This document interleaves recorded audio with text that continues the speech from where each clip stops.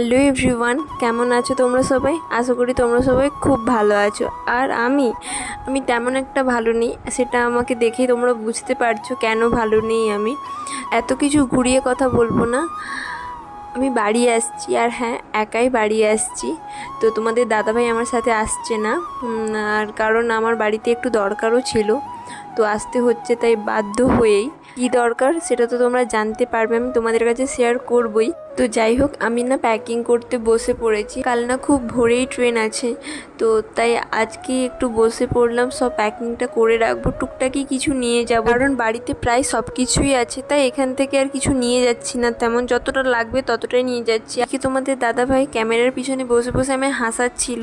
কেমন লাগে বলো এই সিচুয়েশনে? যখন আসার জন্য প্যাকিং করছিলাম তখন সেই পুরোনো দিনের কথাগুলো মনে পড়ছিল, যখন ও প্যাকিং করতো আর আমি ওর সাইডে বসে থাকতাম। তখন যেন বুকটা ফেটে যেত, যেন মনে হতো যে ওকে যদি আর একটু আটকে রাখতে পারতাম। আর কি করব বলো, আমাদের লাইফটাই তো এরকম, সব কিছু মেনে নাও আর মানিয়ে নাও। যাই হোক, অনেক কথা বলে ফেলেছি, তো চলো এখন প্যাকিংটা করে নিই, তারপর তোমাদের সাথে দেখা হচ্ছে আবার। রাত্রি প্যাকিং করার পর আর কিছু শ্যুট করতে পারিনি, আর একদম ভোরবেলা চলে এসেছি। আর ভোরবেলাও ঘুম থেকে উঠতে অনেকটা দেরি হয়ে গিয়েছিল। খুব সকালবেলায় আমার ট্রেনটা ছিল, প্রায় 5:30টার মতো। তো আমি বাড়ি থেকে বেরিয়েছিলাম প্রায় 4:20 দিকে। তো অনেক তাড়াতাড়ি আমাকে পৌঁছাতে হয়েছিল, কারণ আমি যেখানে থাকি সেখান থেকে স্টেশনটা অনেকটাই দূরে। তারপর আমি তোমাদের দাদাভাইকে বললাম যে ক্যামেরাটা একটু ধরে দাও। আর কি বলো তো, ও ক্যামেরাটা ধরে দিচ্ছে, আমি লাগেজটা বার করে নিয়েছি।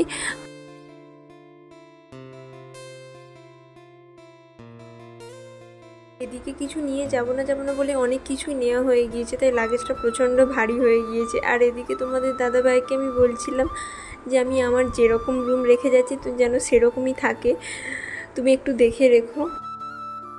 সত্যি বলতে নিজের সংসার ছেড়ে একদম যেতে ইচ্ছে হচ্ছে না, তাও আবার একা। আর কিছু করার নেই, না হলে যেতামই না। তারপর দেখো, লাগেজটা এতই ভারী যে তোমাদের দাদাভাই নিয়ে যাচ্ছে, আমি আর পাচ্ছিলামই না একদম। এদিকে তো স্টেশনে চলে এসেছি, আর এটা কোন স্টেশন তোমরা যদি জানো প্লিজ কমেন্ট করে আমায় বলো। আর এদিকে তো আমি স্টেশনে পৌঁছেও গিয়েছি, আর এত দেরি হয়ে গিয়েছিল বলে তোমাদের দাদাভাই তো প্রচণ্ড তাড়াহুড়ো করে যাচ্ছিল।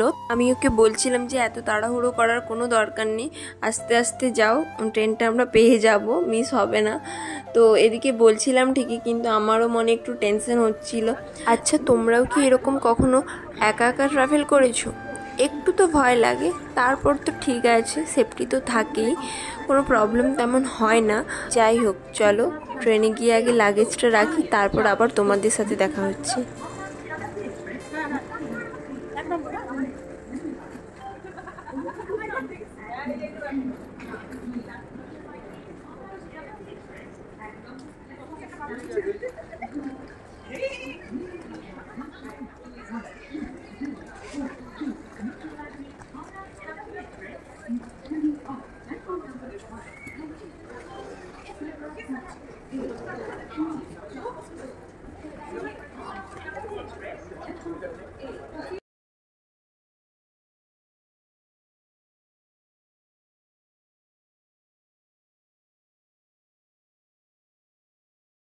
এদিকে ট্রেনের কামরার কাছে চলে এসেছি, আর আমি লাগেজটা উঠাতেই পারছিলাম না, একটু ভারী তো ছিলই।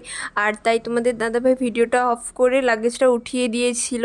এদিকে আর একটা সমস্যাও হয়ে গিয়েছিল, আমার উইন্ডো সিট ছিল। তো আমার আগে যারা গিয়েছিল তারা আমার সিটেই বসেছিল, তো আমাকে বলছিল যে অপোজিট সাইডে বসতে। আর কি বলো তো, উইন্ডো সিট আমরা সবাই চাই, কারণ সব কিছু দেখে যাওয়ার মজাটাই আলাদা। আর সেটা বাস হোক বা ট্রেন হোক বা প্লেন হোক। আর ওরা দেবে না প্রথমে বলে একটু ইতস্তত করছিল, তারপর আমার সিচুয়েশনটা ওরা বোঝার পর আমাকে দিয়ে দিয়েছিল, কোনো তেমন অসুবিধে হয়নি। এদিকে ট্রেন থেকে নেমে একটু আমরা দাঁড়িয়েছিলাম, বেশিক্ষণ দাঁড়াতে পারিনি কারণ ট্রেনটা ছেড়ে দিয়েছিল। আর ট্রেনটা যখন ছেড়ে দিয়েছিল তোমাদের দাদাভাই বাইরে থেকে ভিডিওটা বানাচ্ছিল। আমি ওকে তেমন কিছুই বলিও নি যে তুমি আমার ভিডিওটা করে দেবে, ও নিজে থেকেই করেছিল। ট্রেনটা যখন ছেড়ে দিচ্ছিল ওর মনটা খারাপ আমি বুঝতেই পেরেছিলাম, বাড়ি থেকে ওর মনটা খারাপ, কিন্তু ও আমায় কিছু বলে না। আর ও সবসময় একটা কথাই বলে যে আমি যদি ভেঙে পড়ি তাহলে তুমি আরও বেশি ভেঙে পড়বে। তাই ও সবসময় শক্ত থাকারই চেষ্টা করে, কিন্তু কি বলো তো, মানুষের মন তো দুর্বল তো হয়ই।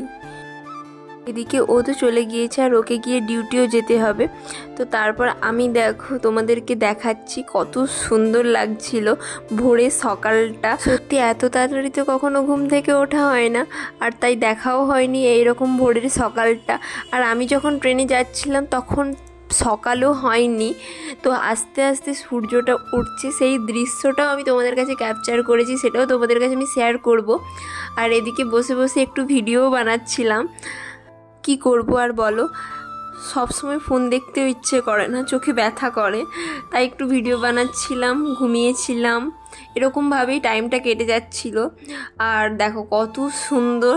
আর এদিকে চায়ের বাগান আছে, চা বাগানগুলো দেখতে তো খুব ভালোই লাগে, আমি তো প্রায়ই দেখি। আর কোথাও যেতে যেতে যখন এই দৃশ্যগুলো দেখি খুব ভালো লাগে। আর দেখো এই দেখো সূর্যটা প্রায় উঠছে, কত সুন্দর লাগছে দেখো। এদিকে ট্রেনে ওঠার কিছুক্ষণ পরেই আমাদেরকে চা বিস্কুট দিয়ে গেল। তো চলো চা বিস্কুট খেতে খেতে এই প্রাকৃতিক দৃশ্যগুলো ফিল করি।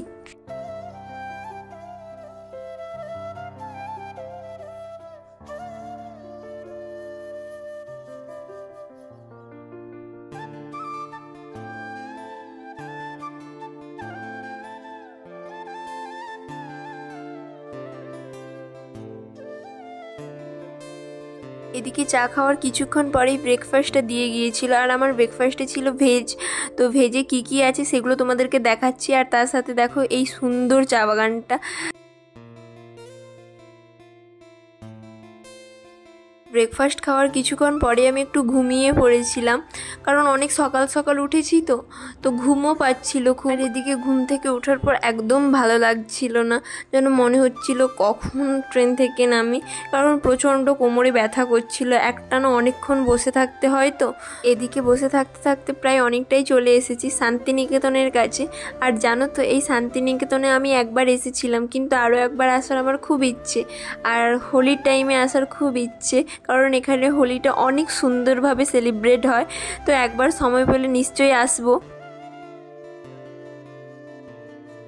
তারপর আমাদেরকে দুপুরে লাঞ্চটা দিয়ে গেল প্রায় 12:30টার দিকেই। চলো আর কিছুক্ষণ পরেই আমি নেমে যাব, 1:45-এই নেমে যাব। তো দেখো তারপর আমি স্টেশনে নেমে গিয়েছি, আর আমার ভাইরা আমাকে আনতে গিয়েছিল।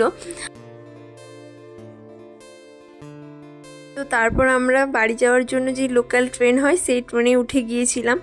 আর এটা হলো কোলাঘাট ব্রিজ। আর তোমরা তো অনেকেই জানো যে আমার বাড়ি মেদিনীপুরে, তাই হাওড়া থেকে যে লোকাল ট্রেনগুলো আসে সেই ট্রেনগুলোতেই আমি বাড়ি আসি। আর হ্যাঁ, তোমরা কারা কারা মেদিনীপুর থেকে আমার ব্লগ দেখো বা আমার ভিডিও দেখো প্লিজ কমেন্ট করে জানিও। তো আর যদি আমার বাড়ির পাশাপাশি তোমাদের বাড়ি হয়ে থাকে তাহলে প্লিজ একবার দেখা করো, ভালো লাগবে তোমাদের সাথে দেখা হয়ে। এদিকে না আর আমার একদম ভালো লাগছিল না, কেমন বোর লাগছিল। সেই সকাল থেকে বেরিয়েছি, আর বাড়ি পৌঁছতে পৌঁছতে প্রায় বিকেল 5:30টার মতোই বেজে গিয়েছিল। তাই আমি বারবার ফোন দেখছিলাম আর ভাইকে জিজ্ঞেস করছিলাম। অবশেষে অনেকটা জার্নি করার পর পাঁশকুড়াতে পৌঁছালাম। এরপরে এখনও আধ ঘন্টা লাগবে বাসে।